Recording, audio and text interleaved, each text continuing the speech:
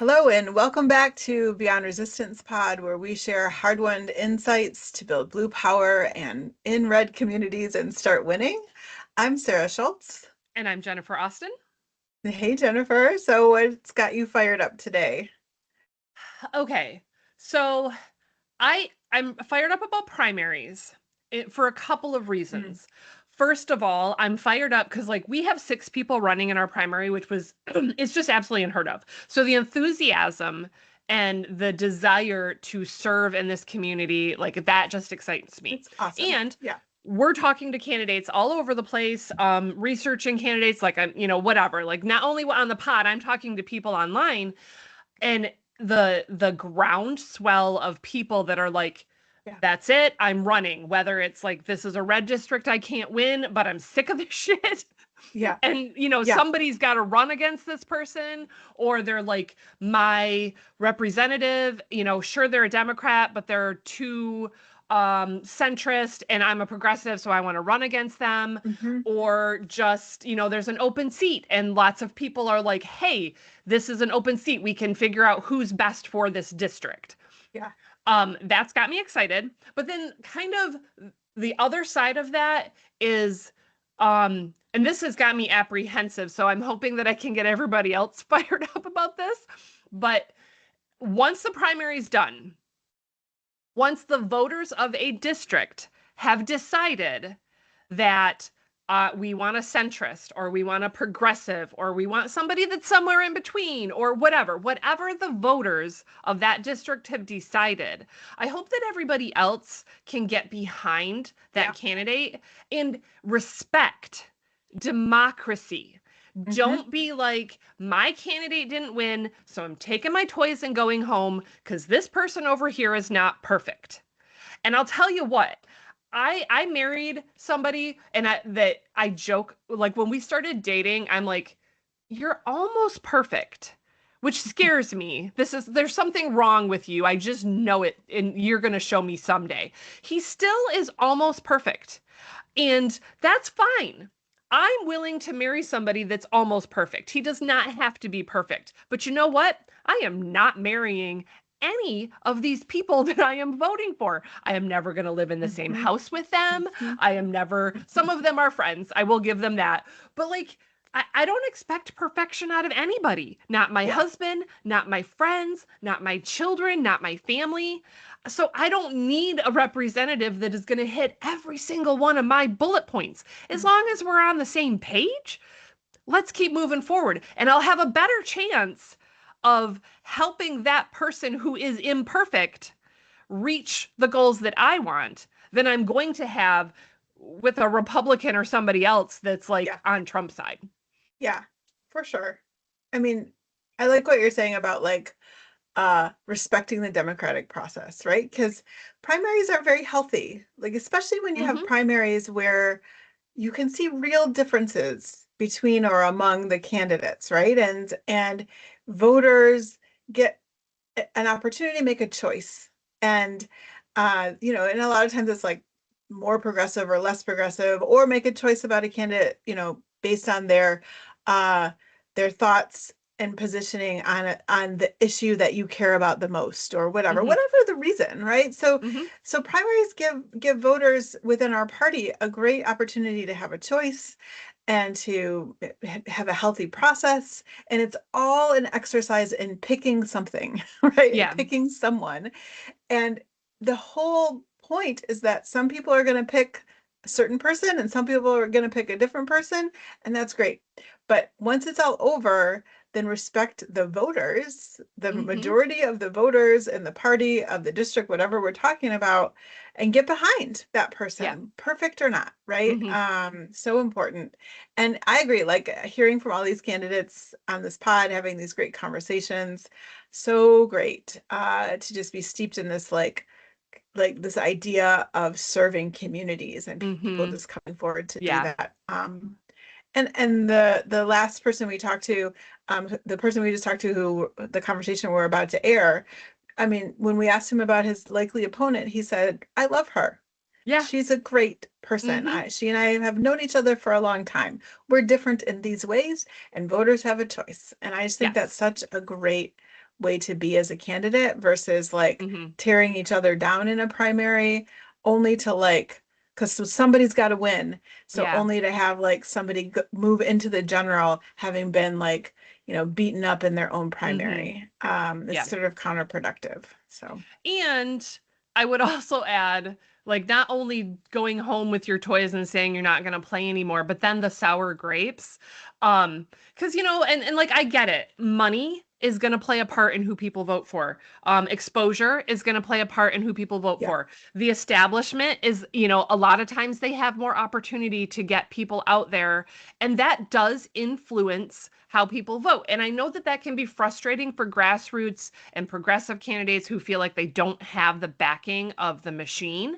And I agree. And like I really, really feel like the machine should just stay the fuck out of it I agree. I agree. and let people, make their own choices. But people are then also making a choice to vote for that person, knowing that, oh, this is the person I heard about. And Hmm. to them, like, is it the best way to make a decision? Maybe not. But sometimes people go in that voting booth and they're like, okay, there's this many people. I've heard of this one, and I think this one's probably the one I like. That unfortunately, that's part of how voting happens. And that is making a choice where they're like, the establishment or the money or the whatever is making sure this person is out there. I'm good with that. And Yeah. that's also a choice.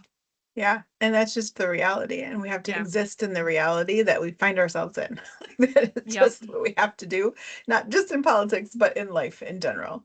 Hmm. Well, I'm fired up because talking about elections and primaries, I'm fired up because Tuesday is our special election primary for the 35th Michigan Senate election. And it's going to be the first election that my daughter gets to vote in. So she turned Oh, that's 18 so in cool. November. I know. So she's always gone with me to the voting booth, Yeah.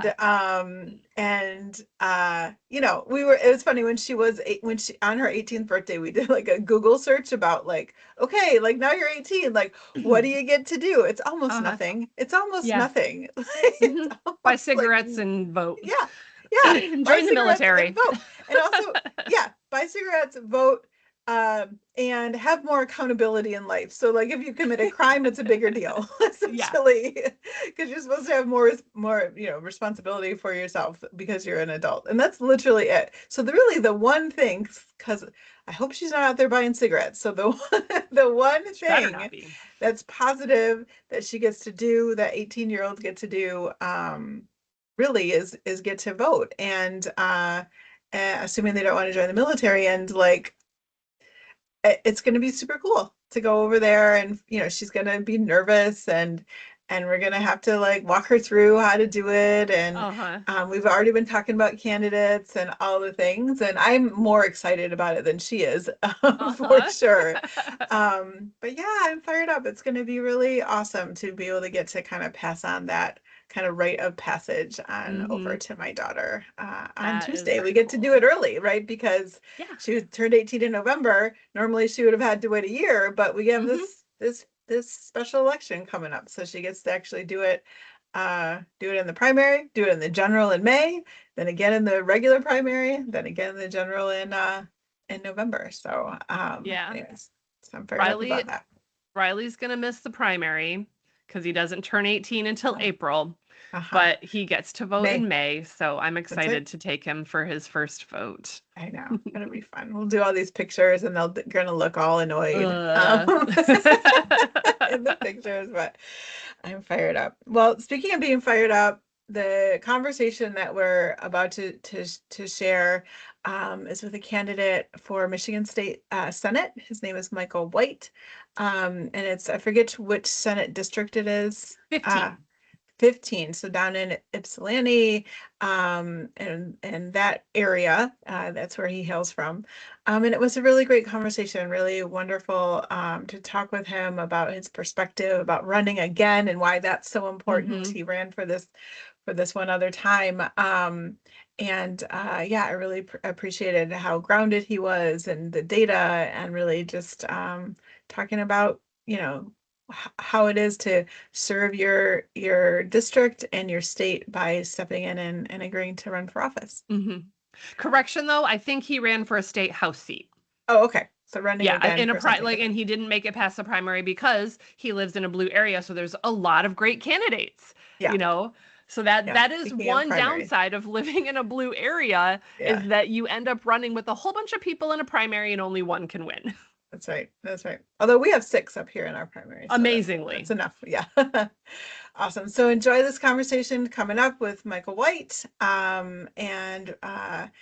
and just continue to engage. We'll have other candidates slated to coming up as we get closer and closer to the election season here in Michigan and across the country.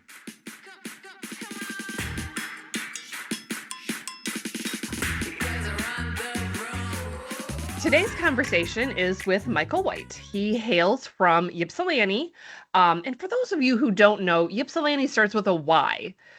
I just feel like that's an important thing to know. Michiganders know this. All y'all thought they're from outside of Michigan, you don't know that.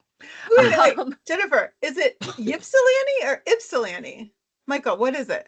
It's Ypsilanti. Ypsilanti. Sorry. See, so. even us Michiganders who live north of Ypsilanti can't say it right. Okay, I was like questioning myself. I'm like, oh my God, I've been saying it wrong. Well, that's okay, because I say Onondaga, and Barb corrected me that it's Onondaga. Okay. So she did tell me that before, so I got it right, at least on the pod. But Nice.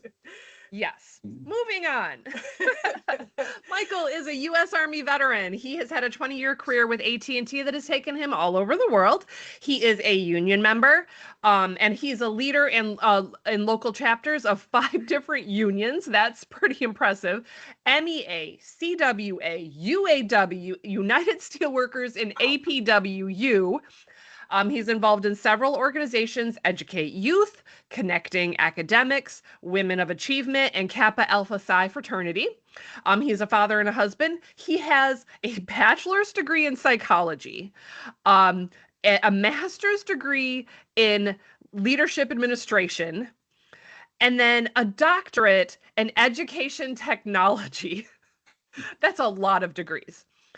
He is a Democratic candidate for the Michigan State Senate 15th District, which is from the Washtenaw County area, including Ann Arbor and Ypsilanti.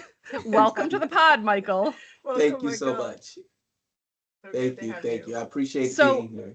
Oh, great. Yeah, we're really happy to have you. So is there anything that I didn't list in that bio that was already pretty impressive that you want to tell us about? No, that was great. The unions, I was a member of those unions when I was in that arena. And the last thing is that the 15th district is Washtenaw County, Lenawee County, and Monroe County. Yes. Just to be clear. So yes, thank you. That was fantastic. You got it all right.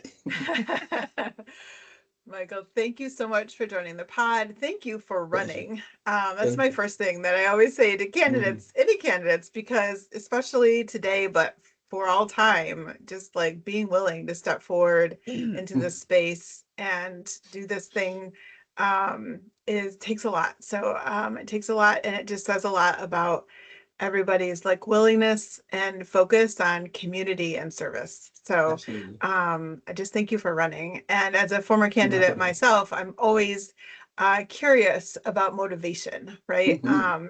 So my first question to you is, given that whole bio and this career journey that you've been on, what is motivating you right now to step into the arena and to run for the Michigan Senate?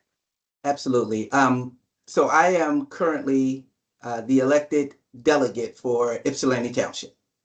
So I've been in this arena for a while as a member of, Washtenaw County Democratic Party. I'm currently the chair of the Washtenaw County Democratic Party Black Caucus, the vice chair. And what I've seen lately, I've run before. I am not new to this. I am definitely true to this. So I have run before, but right now, as we live and breathe, Washtenaw County, and this is my message that I tell wherever I go, Washtenaw County right now, because I love to deal in data, facts, information, and results. And when needed, to reset. So I call it defer. I'll be speaking about that later on. But right now, Washtenaw County is currently ranked 83 out of 83 counties. Out of all the counties in the state of Michigan, we are ranked 83 for income inequality and economic segregation. And when I tell that to people, it's like, oh, Yeah, I had no idea. I didn't know that. I'm Exactly. amazed. Yeah. So the Ann Arbor Area Community Foundation actually published that, and it's still on their website. You can see it there. And it came from a lot of different other sources. But yeah, we are currently ranked last for income inequality and economic segregation. And this is not something that just happened. It's been going on for the last 10 years. We've slid backwards from 80 to 83. That's a big deal, in my opinion. But we have all types of other challenges as well. Our education across Washtenaw County, the challenges we have in Lenawee that we like to call law, right? Whether that is challenges with the land, with the air, with the water. And then Monroe County, we have Milan, just that little piece of Milan, but Milan has its challenges as well. So everybody is connected, but the biggest piece that we currently have is dealing with Washtenaw County, where we are representing about 280,000 folks. So we definitely have to identify that. So that really got me out here and really got me going to have to do something different. We have to do something different because being ranked last for those two things and the way it affects everything else, we have to get this message out. And that is one of the reasons why I am running today. We have to change that narrative. Michael, that's such a concrete motivation. And Jennifer and I are like data nerds too. So like anchoring in that data and really like using that as the springboard for your motivation, for your why, for like everything, I think is really great. And you know, you taught us something today already about Washtenaw County that we didn't know, and it's so important to like, especially in this era where like the truth and facts become like very unclear. Like you just sort of making the distinction to kind of like anchor yourself into that data, I feel like is really important to highlight. And knowing that, just knowing on a personal level, some other counties and their income inequality, to know that Washtenaw is 83rd out of the state, that is really concerning. Because, you know, I know some other counties that struggle with some of those same issues. And if they're doing better than Washtenaw, then we really should be addressing that. You know, we need to be starting at the bottom and working our way towards the top, because that's how we make real improvement. Absolutely. And they had it nationally. When you look across the country, we're ranked 44th out of 3,000 counties. So we are in the 99th percentile. That's an issue. That's a problem that needs addressing immediately. Absolutely. Yeah, for sure. And I kind of want to jump back real quick to you said that you had run before. Yes. And just want to highlight that for listeners, because I actually was just having this conversation with a woman on Threads yesterday. She's like, I don't know if I want to run. I don't know if there's any point, whatever. And I'm like, look, running's hard. So, you know, I'm not going to tell you to do it if you're not like ready for it. So this is not, I don't want to like pressure you into it, but you have to know that like sometimes you run and you don't win the first time. And that's okay. You build name recognition, you get your issues out there, you know, you push other candidates to try to do better than what they were already doing. So there's a whole lot of reasons to run more than once and not be like, oh, I lost one time, that's it, we're never going to do it again. So I appreciate very much that you are like that. You said, okay, I didn't win this time. No. Let's try again, because I have something to give that's worthwhile. Absolutely. Absolutely. And I completely concur with that, especially when in the area that we are. Washtenaw County is known. We have U of M, right? we have the big house. We have you know, quite a fantastic legacy with Michigan, University of Michigan, and we have Eastern Michigan. These within like a few miles of each other, right? So two big major universities that are here. When you look at that, so I've always said this. We have been around for a long time, Washtenaw County, and there's the Ann Arbor side, which is the most popular, right? Everybody knows Ann Arbor, and then there's Ypsilanti. Everybody knows Ypsilanti because you have GM over here, and the bombers were made over here, and Rosie, the river, so they're both well known. But when you have an income, an AMI, right? When you look at the income of the city of Ypsilanti, and you're talking between $40,000 and $44,000, the median income, and then you go 10 miles across 23, because that's a dividing line, and you go to Ann Arbor Township, Ann Arbor, it's $148,000. Wow. That is the most stark difference in disparity in the country. Yeah. So we need to try to blend those lines. We need to make this so that when you go and you drive up Washtenaw Avenue on Cross Street and you look left and right and you go all the way to Platt, cross over 23, and you look left and right, you can see with your own eyes, these are facts. You can see with your own eyes the stark difference and what it looks like. So I don't have to paint the picture. You can go and look for yourself. What I want to do is make it so that there's no difference when we're looking. Give everybody an equal opportunity. There has never been, and this is, I love Washtenaw County. I love Michigan. Been here a long time. So, but we need to make sure that things are fair, to help everyone. Washtenaw County, Monroe County, Lenawee County. But when you're looking at that dividing line, we call it 23. There's never been a candidate for state senate that has ever won that seat in the history of Washtenaw County. Ever. There has never been anyone from Washtenaw County that has ever represented the state senate seat.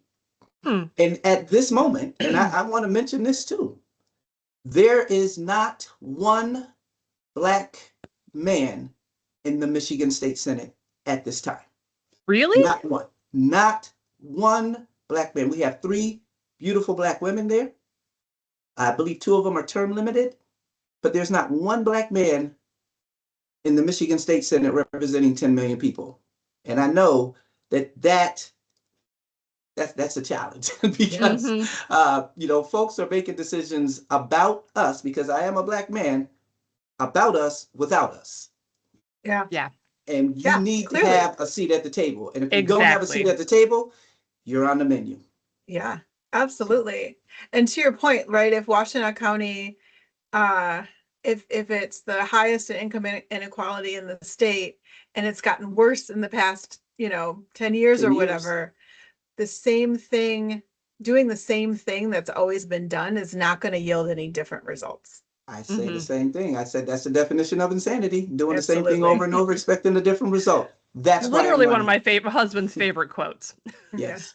We need different. That's why I'm running. Give me an opportunity. I can't do any worse, but I can damn sure do better. And that's what I plan to do. Awesome. Well, thank you for running, and thanks for sharing that motivation. It's inspiring. It's inspiring. So I think the next question is gonna kind of hit on some of those same topics, but I saw a quote from you. I should have written it down, and then I went back to find it later. Couldn't find it, of course. But kind of the gist of it was that this current moment that we're in is a moment for progressive candidates and for new leadership. So what is it about this moment that makes you think that we need new leadership? And why do you think you're the right person to take on that mantle? Again, a lot of what we just discussed. So you hit the nail on the head. If we have had leadership that has been in place, we'll just take the last 10 years. And you see with the facts, the data, and the information that have resulted in us going backwards, we need an opportunity for new leadership to step in. Mm-hmm. I am not new to this. I have been in this area for 25 years. I have watched, and I have been on that line where when we're looking at the challenges, the problems, the issues, and the concerns that go on a daily basis, and we're doing everything we can. I'm a member of Kappa Alpha Psi Fraternity Incorporated, and I know the work that from my fraternity, what we put in. And I am also, I'm dedicate myself to making things better. Some of the community organizations educate youth. When we look at the challenges that our students are going through, when we have double-digit dropout rates and the schools are going backwards. Ann Arbor schools used to be ranked number 3, and now ranked number 11 or 12 at this time. When we have double-digit dropout rates here in Ypsilanti for Lincoln Community Schools and Ypsilanti Community Schools, that's an issue that needs to be addressed. When we just built a brand new homeless area, brand new, and you have a percentage of those of women and children, and we still have homeless camps that are here, these are issues that need to be addressed firmly. And when we have so many people that are not able to afford the houses that they would love to have, and our homeless is going up, our housing is going down for ownership, these are issues that need to be addressed. And this is not just in Ypsilanti, Washtenaw, this is all over Michigan. Mm-hmm. But my focus is going to be on not only the state of Michigan, because people always say, well, I'm not in your district. I said, you live in Michigan. You are in my district, because we have to represent the entire state. So give that opportunity to someone who has fresh ideas, who understands the problems, issues, challenges, and concerns that we face here in the community, here in Washtenaw County, here in the 15th district, and in the state of Michigan. Give someone else the opportunity. Let's pass that mantle on. We cannot keep electing the same people. We see the gridlock that we currently have in Congress. We see this every day. We don't have to do the same thing here in Michigan. So I am more than qualified to be able to negotiate. I have done that for quite some time. I've done that around the world when we go and look at the different challenges that we have in these different countries. And I think that's something else that's going to go ahead and help me, is because I had an opportunity to see what real poverty looked like up close and personal. So when I went over to India, or if I'm in the Philippines, or if I'm in South America, in Mexico, in Dominican, I got to see, and not for a day or two, but for 3 and 4 months at a time, living there.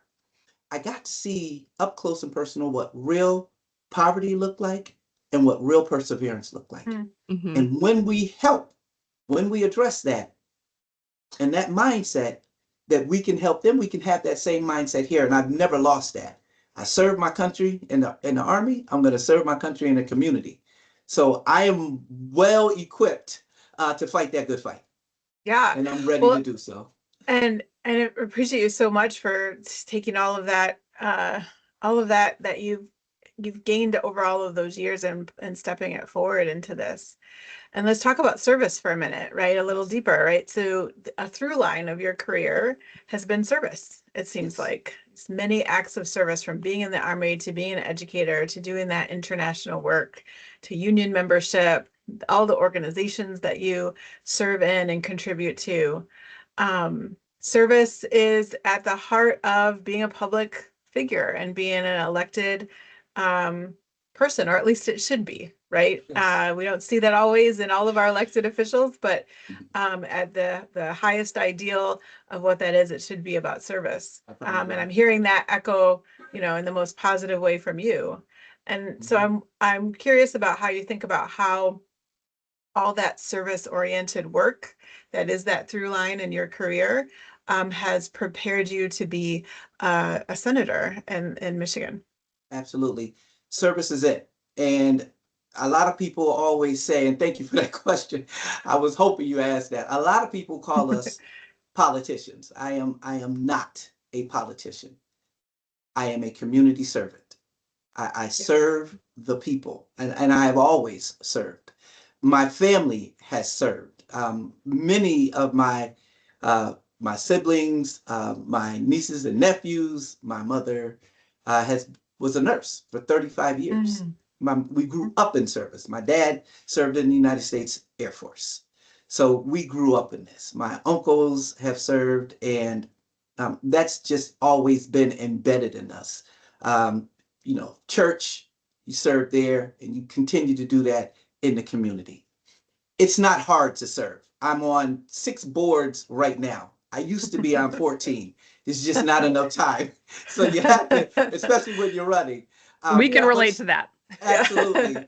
So service is definitely a part of giving back to the community, but it's not even giving back. You're part of it. You live here.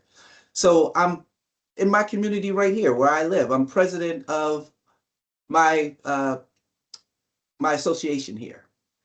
So, it doesn't stop when people see you in a picture.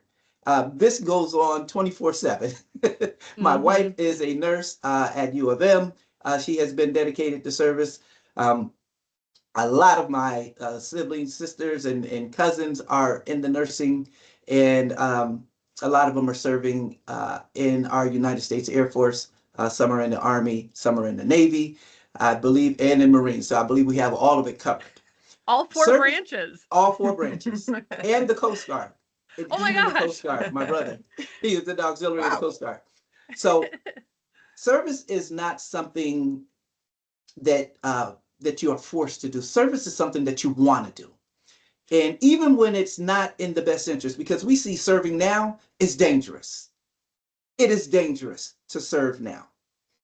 But we can't let or be intimidated by that, because there are still a lot of people in your community that are depending on folks to step up and speak out on their behalf. And I want to make sure that, I'm not running, from a problem, but I'm running toward the seat of success. We need to make sure that everything and everybody is definitely addressed. So I run toward the people because that's where the voices are. And when the voices are silent and there's no one speaking up on your behalf, then we continue to have these problems, issues, challenges, and concerns each and every day. So service is just something that has been ingrained in me from a very young age, even a Boy Scout. Wow. So Cub Scout, Boy There you Scout, go. Wow. Army. So it's always been ingrained in me, and I do it unconditionally. So it's not for a reward, but it's just to see that at least one person is out here who definitely cares about what's going on in the community. And it's okay to pass the mantle. We do not have to stay status quo. You do not have to continue to elect this person because that person has served in this seat. And I'll wait, but that's basically where it is. Yep. So, on that note, Yes. from what I hear, you'll likely be running in a primary against Felicia Brabeck. I'm not sure if I'm saying her name right because I don't personally. Brabeck. Okay. She's an experienced legislator. I think she's in or was in the Michigan State House. Can you tell us why you think that you're a better choice for the Michigan State Senate than Ms. Brabeck? So let me just be very, very clear. I am not running against Felicia Brabeck. I am running for the seat of Michigan State Senate. Okay. I have never run against anyone, ever. I have nothing bad to say about anyone. All I can give you is the facts and the information and the truth. Ms. Brabeck, Felicia, I've known Felicia for years. Love Felicia. I have nothing against Felicia. So I am running for this seat because others have had the opportunity to make the necessary changes. And as I mentioned, we're going backwards. So if over the last 10 years, individuals have been elected into office, and these conditions continue to exist, and these individuals who have been elected into office, and these conditions continue to exist, I let you do the math. If these are continuing to exist, let's change the guard.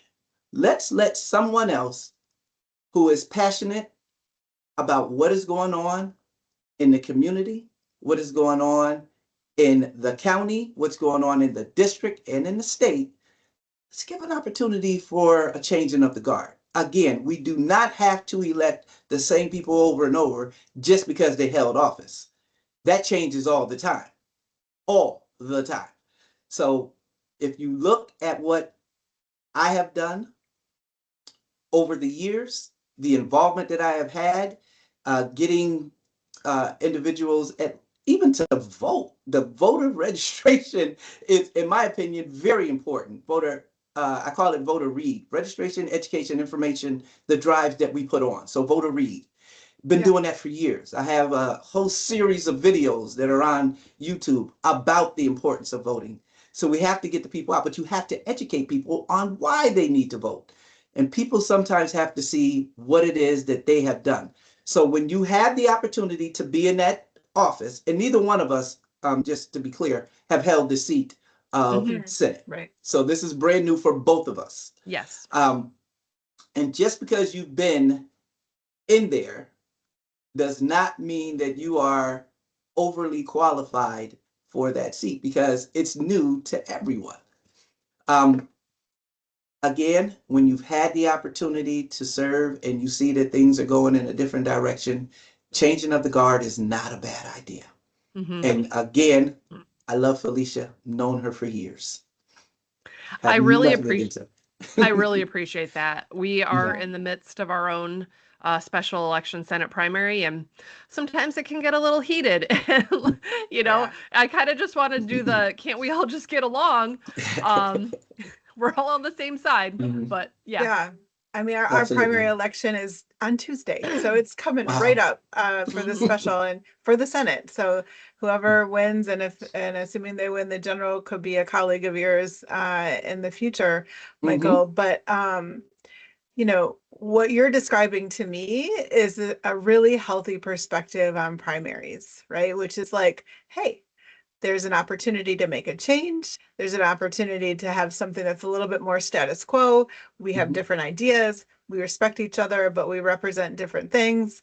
Let's let the voters learn all about it and decide, right? And that's healthy. That's super healthy. And that's why we have primaries, so that we're not, as a party, anointing the same people all the time, and not getting the change that the voters want. And then we get to the general and people are not excited about who they have to vote for. So I appreciate the perspective that you're taking on that as well. Thank you. We see it over and over and over again. And it's look at where we are today. Yeah, it's unfortunate. So thank you for holding that. And for, and being that choice, right? A different option than status quo. So, okay. So our last question is always a fun one. Just kind of an opportunity to ask something a little different than politics as usual, and give our listeners a chance to get to know you and me and Jennifer in a little bit of a different way. So the fun question today, if you're willing, I was thinking about your broad work experience and education, and I always think about the little child who you started out as and where you are now. And so the question is, when you were, let's say 5, so when you were in kindergarten, so all 3 of us will answer this question. When you were in kindergarten, I'm sure your kindergarten teacher probably asked you, what do you want to be when you grow up? And I wonder if you remember how you answered that question when you were in kindergarten, or it doesn't have to be kindergarten, but when you were a young child. If you remember how you answered that question, so that we can get a sense of who was sort of 5-year-old Michael, and then who, and Sarah and Jennifer, and compare that to what we became in the future. So what did you want to be when you grew up, when you were about 5 years old? So when I was 5, I wanted to be a police officer, because Officer Snow, I remember his name. Officer Snow used to come in our community all the time, walk sit down, talk with us, and was just the nicest person. Like, and he had the police car and he would turn the lights on, and it was really cool to see this person who was in service but was so kind. Mm. And I said, you know what? I want to be able to protect. I want to be able to help. I want to be able to serve and go up and sit down and talk to folks in the community. And, that's when police officers used to, as they call it, walk the beat. Mm-hmm. And that just really struck them. Like, and I believe that uniform and, they're so sharp and they're so nice and got the cool hat. That's what I want to do. And I think that service and, doing something for the community started the Cub Scouts, started the Boy Scouts, started the Army, just started serving the community that you actually represent. So that's what, and then my uncle's, my uncle was a police officer. So that's what it was. It was seeing that person that actually was doing well in the community, and doing what we were supposed to do and what he was supposed to do to serve and protect. So I think that service and protection of our community just stuck with me and just kept that attitude as we grew up. Mm. Officer Snow, what a great role Officer model. Snow. That's awesome. Yeah. That's so awesome. What did 5-year-old Jennifer want to be when she grew up? Okay. 5-year-old Jennifer wanted to be a ballerina and an actress. And I kept wanting to be an actress for many, many years. Eventually decided that was not for me, but I wanted to be that ballerina, and I begged my parents to put me in ballet classes, and they were not particularly supportive of the idea of Jennifer being a ballerina and an actress, because at 5 years old, you actually pick what you're going to be, but whatever. So they put me in a contemporary dance class at the community center. And we had to, but the final program was we were trees, and we were trees in the wind, and we were doing all these different things. And I was just treeing my heart out. And we got done, and my parents were like, well, that was a waste of time. You didn't learn anything. I'm like, you put me in a contemporary dance class. I wanted ballet. And they would never put me in dance class again because they said that was a waste of time. Oh my goodness. Oh. I bet you were an amazing tree, Jennifer. I know you were. My daughter dances, so I know. She danced for 14 years. So oh, wow. I completely understand that. Yeah. And I tried to push it on my daughter. She did dance. She did like a year of dance classes, and they did the big recital at the end, and the makeup and the costume. And she gets off stage and comes up to me, and we're like, "Oh, we're so proud of you. We love you." And she was 5, and she looked at me and she said, "Yeah, let's never do that again." So she did not want to be a dancer. She did not want to be a dancer. Oh my goodness. Well, 5-year-old Sarah wanted to be an astronaut. Wow. And I don't know why. I don't know. I have this little memory of some little boy telling me that a girl couldn't be an astronaut. And so I went all in. I was just like, that's not happening. And so I remember drawing pictures of astronauts and putting my name on them. And I was, I was all super committed, but I don't know that it was actually that I wanted to be an astronaut, but more like I was told I couldn't be an astronaut. So that was my motivation for that. That tracks with you, Sarah. Don't tell her she can't do anything. No doubt. Or if you want me to do something, just tell me I can't, because then we're gonna be. That's good motivation. That's right. Awesome. Well, Michael, thank you so much for joining our pod today. And also, is there a place that you would direct our listeners to go to find out more information about you and your campaign? First of all, thank you all for having me. I appreciate it. Jennifer, Sarah, thank you. This has been an amazing time. Appreciate it. And please go to electmichaelwhite.com, and all of my socials are at electmichaelwhite, and that's on the TikTok and Facebook. What do we have? Instagram, YouTube, all of them. So all the stuff. And Blue Sky and X. So awesome. All of them. Okay. pretty easy to remember where to find you. And where our listeners can find us is by going to beyondresistancepod.com, where you can find lots of content, including all of our episodes. And we'll be back soon with another great conversation. Thanks. This is Beyond Resistance Pod, where we share hard-won insights to build blue power in red communities and start winning. Thanks, everyone. Bye. Bye-bye. You can listen to the Beyond Resistance podcast on all major platforms. Leave us a review to boost this episode and help us reach more blue dots and red seas. Follow us on social media and like, share, comment to increase our reach. Subscribe to our Patreon and gain access to our private Discord channel and make monetary donations of support through Venmo. You can find all of this and more at beyondresistancepod.com. Beyond Resistance is a Beyond Resistance LLC production. Producers Jennifer Austin and Sarah Schulz. Editing Jennifer Austin. Theme song We Run the Room by Shadow Kitten.